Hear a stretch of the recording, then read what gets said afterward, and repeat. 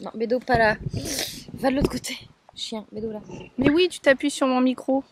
Bonjour à tous, comme vous pouvez le constater, on a un petit peu changé de décor et ça c'est grâce à un nouveau concept de vidéo.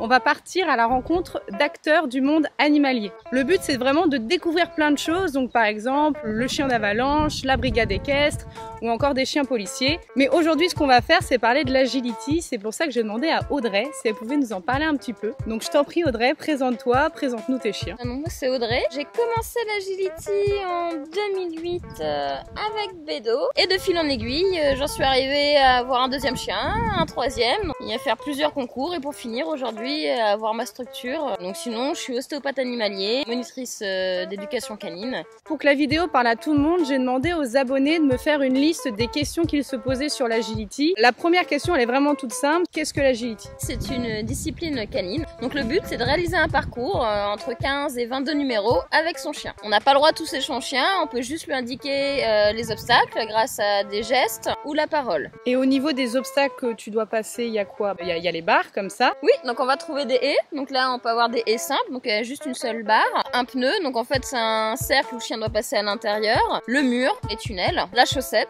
donc en fait c'est un petit tunnel c'est pas grave. rigide, le Bédo sort de là.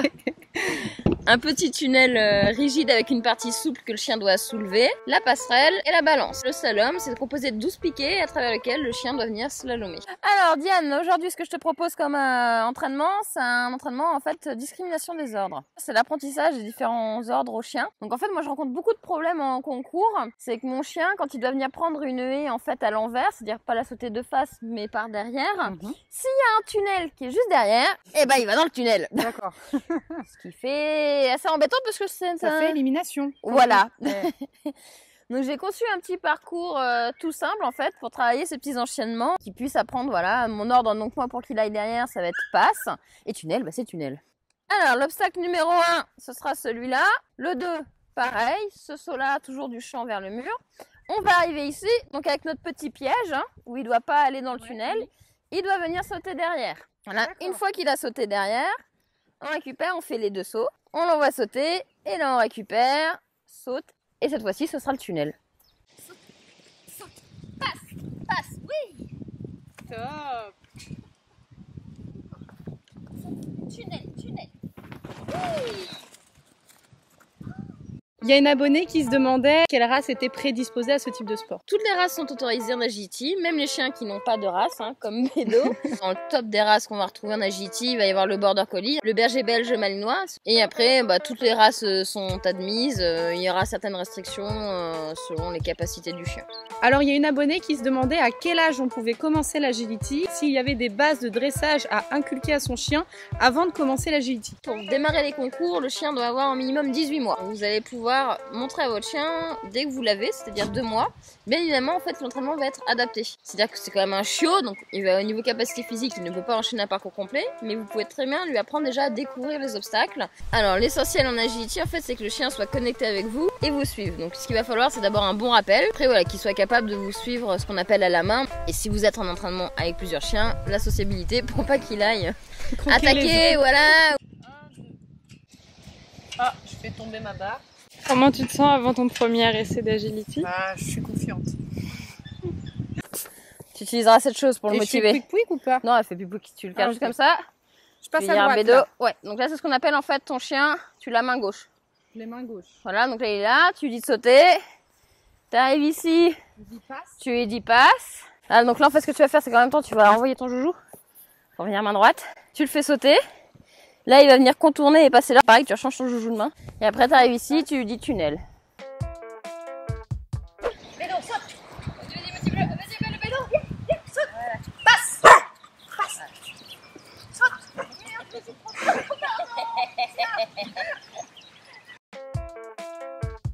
Bédo, saute. Bédo, saute. Viens. Bédo, tunnel. Tunnel. Oh non. Je dis, il faut avancer plus, c'est un feignant. Tunnel, vas-y. Ouais. On va faire une fois. Lui, c'est un feignant. Si tu t'arrêtes, tu t'arrêtes. Bédo, saute. Passe. Bédo, saute. Bédo, viens. Tunnel. Tunnel. Ouais. Oh, ouais.